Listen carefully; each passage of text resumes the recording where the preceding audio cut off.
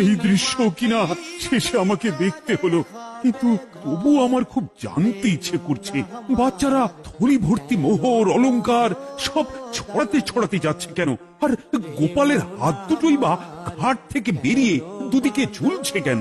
মহারাজ, আর একটা ব্যাপার কি আপনি লক্ষ্য করেছেন?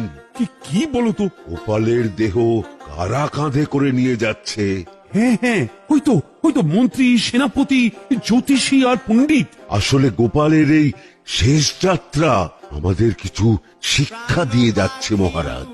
এই যে দেখুন, যারা গোপালকে সহ্য করতে পারত না, এখন তাদেরই কাঁধে গোপাল যাচ্ছে।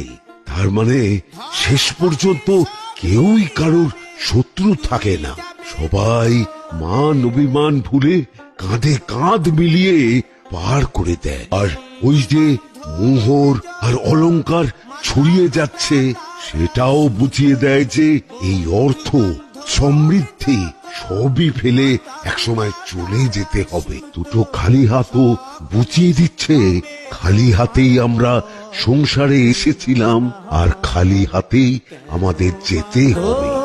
দালান ঘর